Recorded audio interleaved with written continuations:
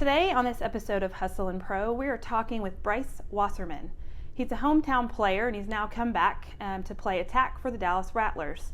Hi Bryce, thanks for joining us. Thank you for having me. So we're going to talk about your college and your pro career, but first we're going to jump into a couple sports quick hits to get to know you a little bit better. You ready? Ready. Who's your favorite all-time athlete? All time's a tough one. I'll go current with Baker Mayfield. Love the way he plays. Love the energy he brings to the game. What about your favorite all-time team? Dallas Cowboys.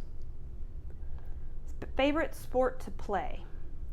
Other than lacrosse, or Well, I feel like lacrosse is the cop out. Well, I have had players that do not always say their sport that they're currently playing. It just kind of depends. I'll do 1A and 1B. I'll say lacrosse and then golf. Okay.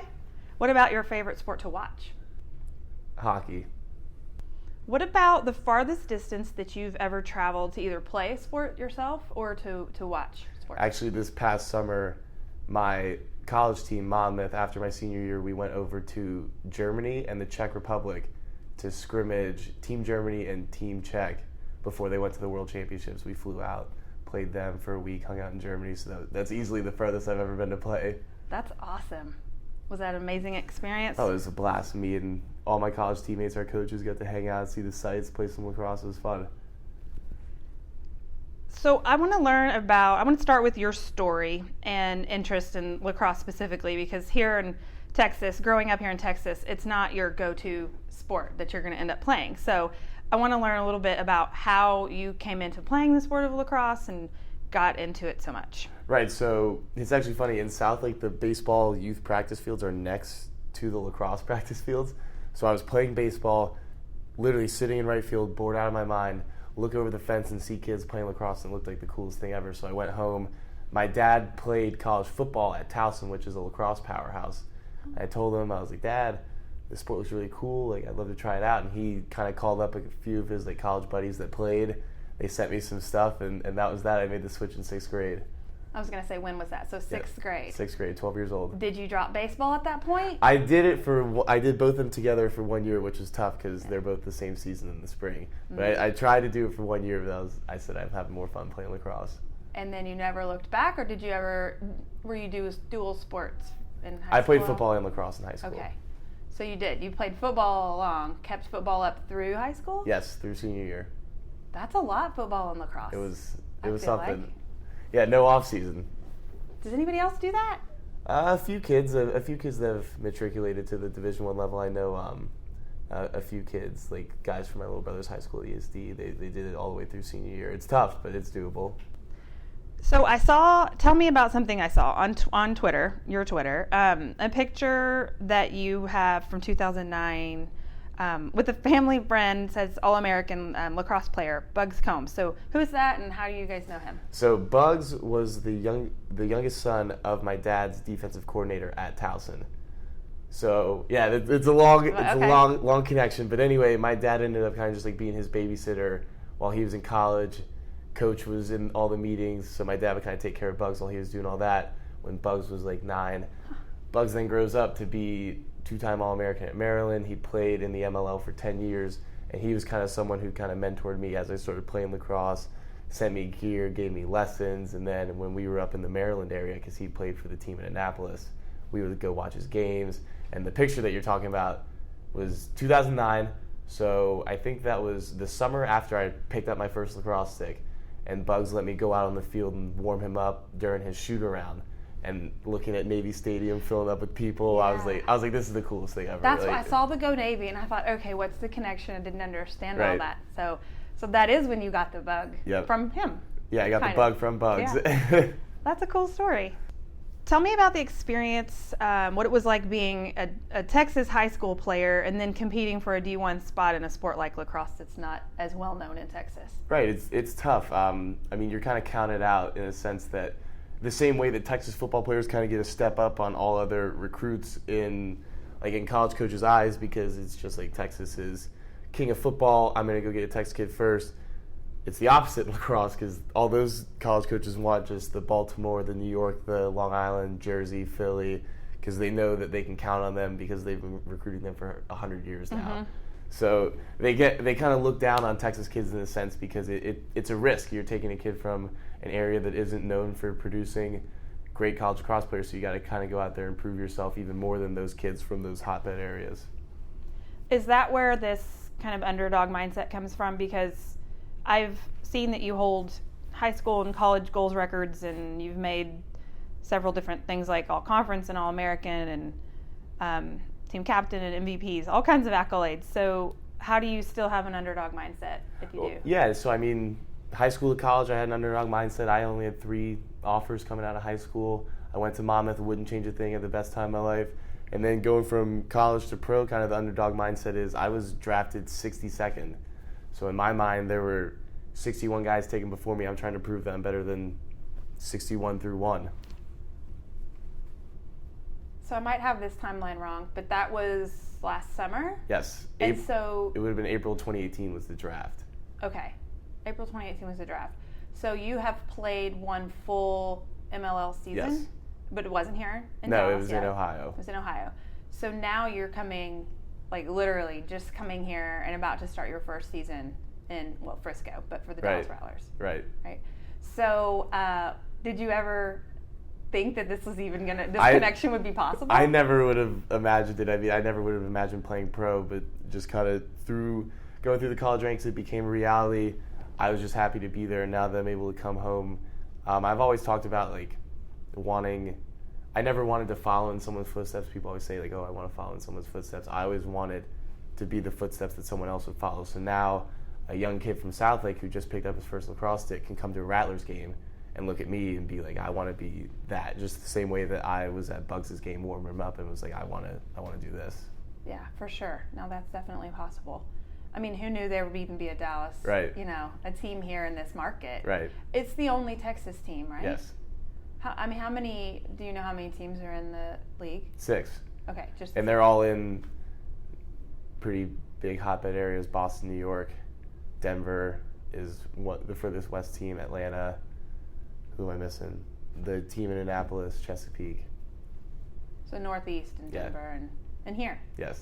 Awesome. That works out perfect for you. You still have family in the area. Yes. Yeah. So your first game will be June 2nd. You're going to have the biggest crowd there. I hope so. I hope some of my old high school friends come out, some old teammates, coaches. Yeah, it should be fun. Are there any other Texas players that'll be playing with you? Yes. Carson Bannister is a goalie for us. He went up to Boston University, but he went to high school at Dallas Jesuit. He's from around here. Did you know him? Yes. You play against him? I played against him. You guys had a rivalry because you're an attacker. Yes. So you scored on him. I was always trying to score on him. Yeah, he's a great goalie. I'm excited to finally be on the same side as him. That's fun. That's great. Talk to me about the balance, because you're a pro lacrosse player, but you're also working and a student, and you have goals and things you're going on to do also. So tell me what that looks like. Yeah. So the best part about the MLL is the season, as you just said, it's June through August/September. So I've always wanted to go to law school. It was just a goal of mine. When I left high school, I knew I wanted to go to law school. And the best part about the MLL was getting drafted didn't kill my law school kind of dream, because since the school year is September through May, season's June through August, it works perfectly. Yeah, so I went back to Monmouth where I played college lacrosse, finished my MBA in finance, and then I'll play this season. At the end of the season, I'll move into Miami and start my law career at the University of Miami. That is jam-packed. It is. You won't ever have an off time. Right. When you're in off season for the MLL, is that typical that players have a whole nother life, or is it usually that they're training year round and they're only doing lacrosse? And I think it's kind of like a double life kind of Hannah Montana thing for a lot of the guys, because like since the season is short, mm-hmm.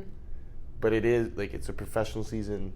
If you're not good, you're getting cut. Like you can't just take 8 months off and show up and expect to still have your spot. So I think that's the coolest part about our league, is because every single guy has a story like me. They have something else they're doing, whether it's coaching, working. I mean, I know there's guys from, like Ryan Keenan is going to fly down from New York City working on Wall Street. Like, I know a ton of guys that do that. They fly down, do their thing, fly back, and then they're sitting at a desk on Monday morning. Like, it's a lot of fun, and it's cool to see all the guys' kind of different stories that they have and how they got here and how they're making everything work. So you're going to go from playing to then being a law student right away. Being a law student, it's not the most active thing to keep you busy and in shape. How are you going to maintain your training when you're in law school? Well, I'm really excited because the University of Miami is obviously a powerhouse in athletics. They probably have some facilities. Right, yeah. So I've contacted the strength conditioning people, so I'll be able to use the varsity, if that's what you want to call it, weight rooms, all the football team, the basketball team that they all use. At different times than all of them, but I'll be able to use it, which will be awesome. That's nice. Right. It's a nice perk then. All right, let's talk about this game experience. So we're here in Frisco, and you guys are going to be playing at the Star. Because this is a new sport to us, to this market, as far as professionally and going to watch games. What can we expect when we go to these games? Like, what's the atmosphere like? And I know you haven't played in the Frisco game atmosphere yet, but just as far as the league goes, who goes? Because everybody in the family should come out. What will we experience when we get there? I've actually gone to a Rattlers game for my bye week in Ohio. I was here back at home, and the Rattlers had a home game, and I went. And I mean, it's electric. It's in the Star. It's jam packed.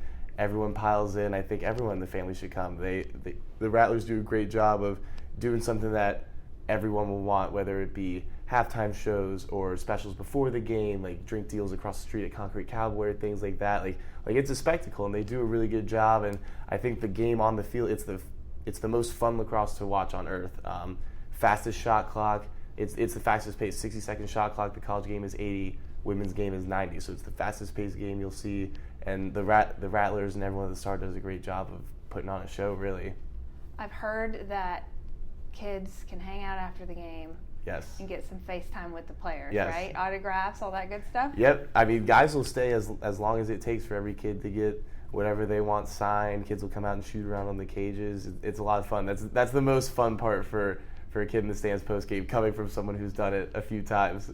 So the tip is don't leave when the game's over. Right. Stick around and see what else is Absolutely. happening. Well, you'll see my kids out there because I have one kiddo that is a player, but my son is almost 9, and he wishes he was a player. So I know that I just don't know if we can balance it with his other sports, but he would love to be a lacrosse player. So if we go to our first game, he's going to be hooked, I'm sure. Absolutely.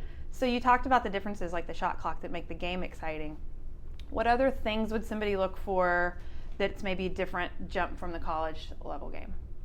Any differences that they'd see? Yeah, I mean, the speed, just because of the shot clock, you've got to play it with a faster speed. But I mean, you think about it, it's the best player from every college team over the last 5 to 10 years on the same field. So it's like you used to go to a game like, oh, I want to go see Towson University because I want to see Brendan Sunday. I say this because my little brother plays at Towson, so I'm familiar with them. I'm going to this game to see this one guy. Instead, at the pro level, I'm going to this game to see a team full of 20 college all-stars, which I think is the coolest thing ever. Thank you so much for taking the time. I know you just got into town, so thanks for meeting up with me and jumping on our podcast to get to know you a little bit better. Thank you for having me. It was fun.